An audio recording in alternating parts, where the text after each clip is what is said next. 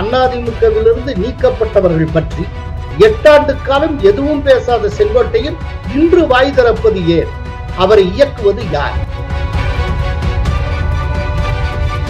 கட்சியின் முடிவை மீறி செயல்பட்டால் ஓபிஎஸ்க்கு ஏற்பட்ட கதிதான் செங்கோட்டையனுக்கும் ஏற்படும்.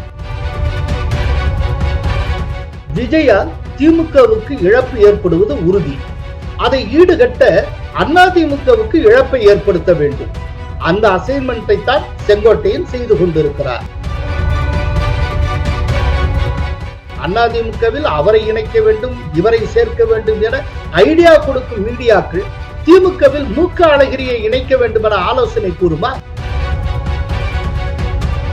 டிடிவியும் ஓபிஎஸும் என்டிஏவுக்கு குடிபறிப்பார்கள் என்பதை டெல்லி மேலிடம் முன்பே தெரிந்து வைத்திருந்தது.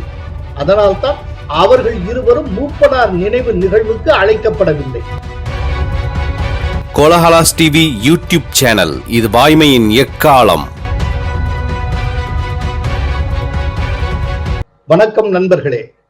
செங்கோட்டையன் பெரும் பரபரப்பை ஏற்படுத்தி இருக்கிறார். மொத்த தமிழகமும் அவரை உற்று பார்த்திருக்கிறது. அதிமுக பொதுச் செயலாளர் எடப்பாடி பழனிசாமிக்கு 10 நாள் கெடு விதித்திருக்கிறார்.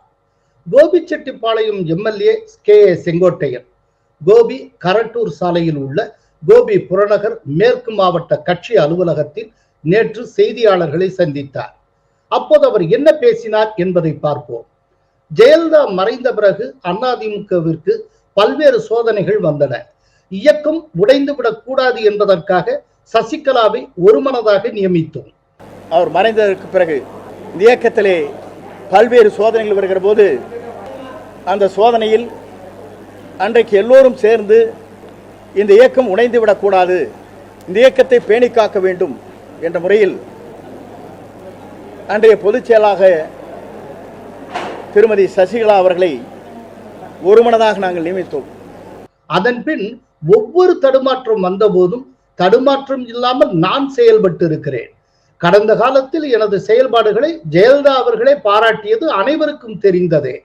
பல்வேறு தடுமாற்றங்கள் வருகிற போது தடுமாற்றம் இல்லாமல் இந்த இயக்கத்திலே நான் பல்வேறு பணிகளை ஆற்றியிருக்கிறேன் என்று புரட்சித் தலைவர் அம்மா அவர்கள் ஆடியோ மூலமாக, நிகழ்ச்சியின் மூலமாக என்னை பாராட்டியதும் அனைவருக்கும் தெரியும்.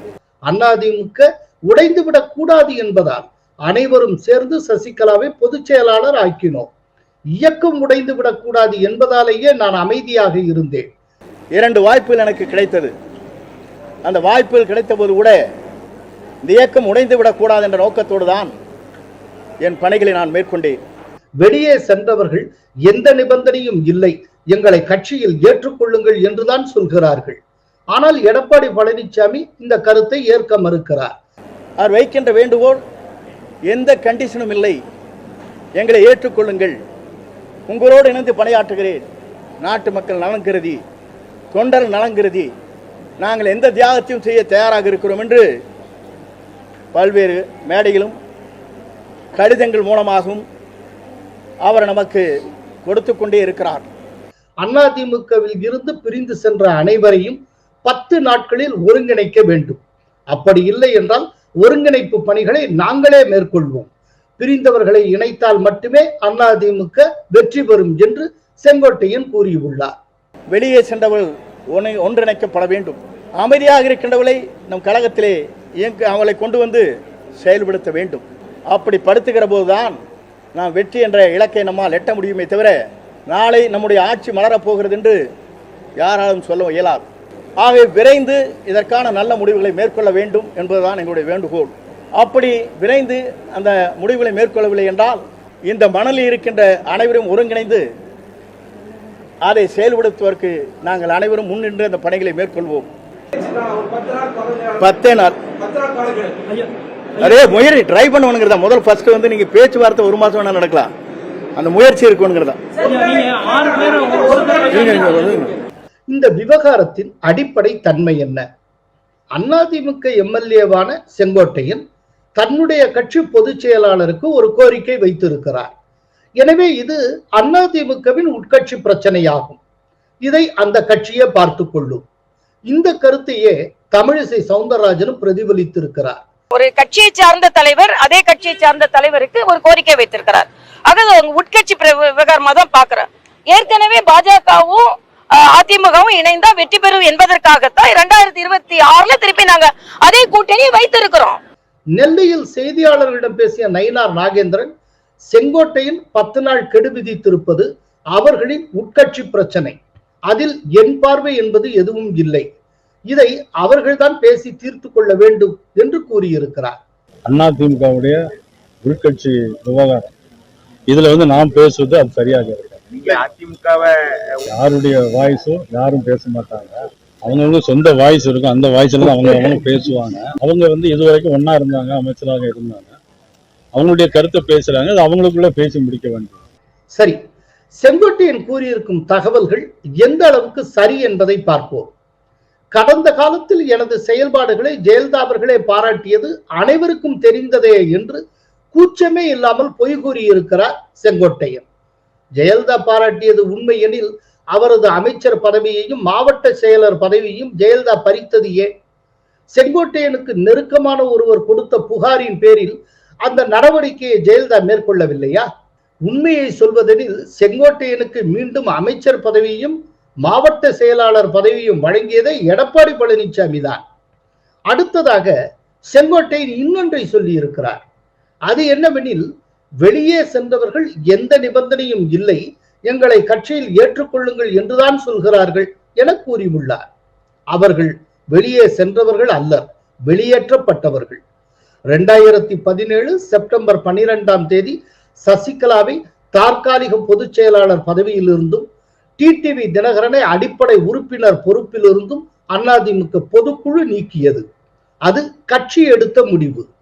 அப்போது சசிகலாவுக்கு எதிராக தர்ம யுத்தம் நடத்திய ஓ பன்னீர்செல்வத்தை மீண்டும் அதிமுகவுக்கு கொண்டு வருவதற்காக ஓ பன்னீர்செல்வத்தின் வேண்டுகோளுக்கு இணங்க இந்த நடவடிக்கைகளை அதிமுக பொதுக்குழு மேற்கொண்டது.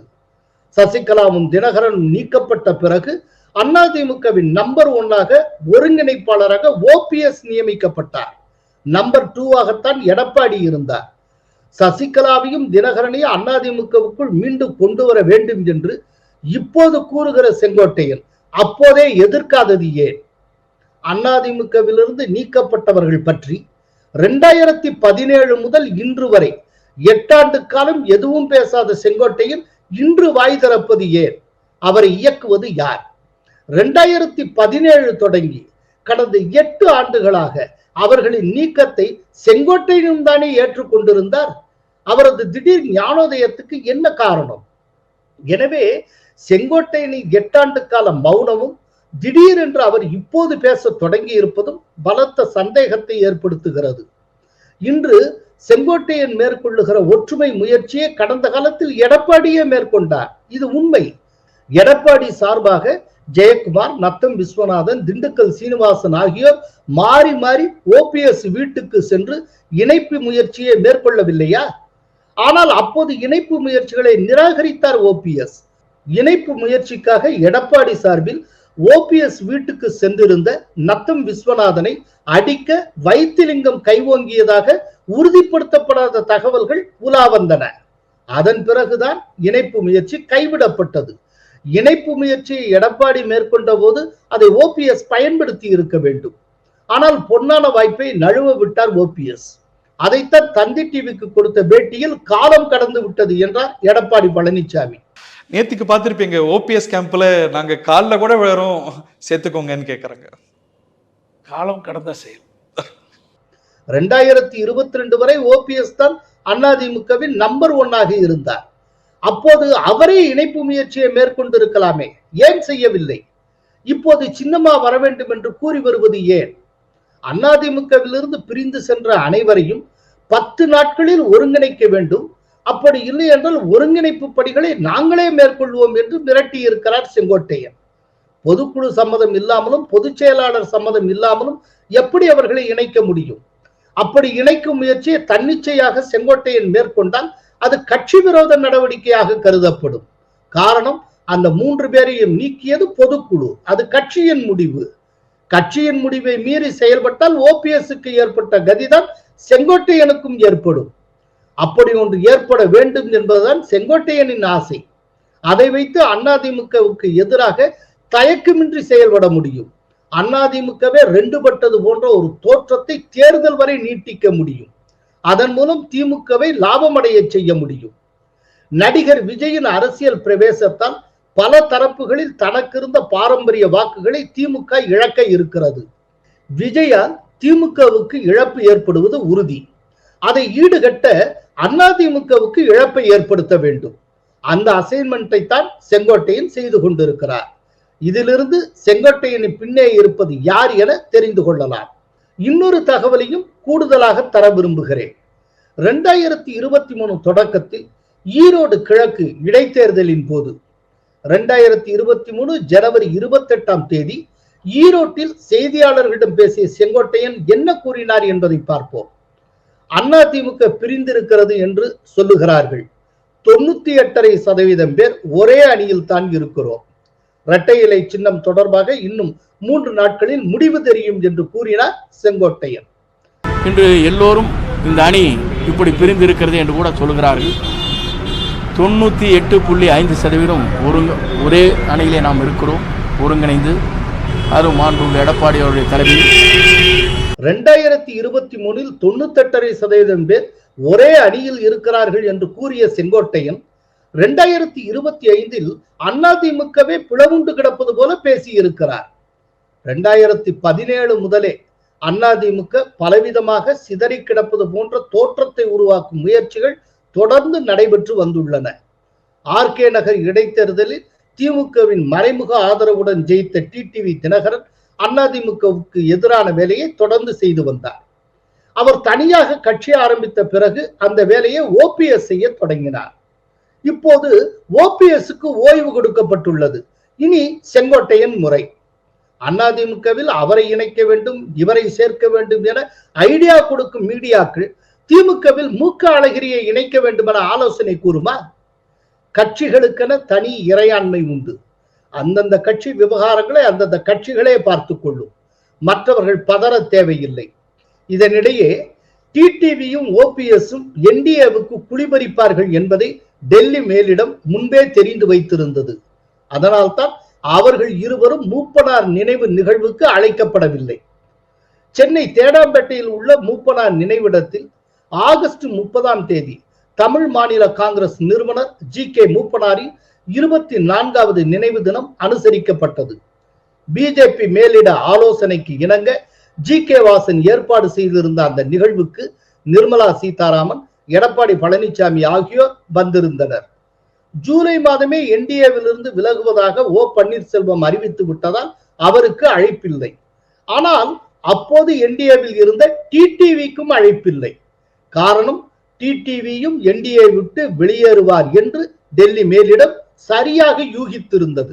குழம்பின குட்டையில் மீன்பிடிக்க நிறைய அரசியல் சக்திகள் ஊடக பலத்துடன் இனி முயற்சி செய்யும். ஊடகங்களை பார்க்கிற நாம் தான் கவனமாக இருக்க வேண்டும்.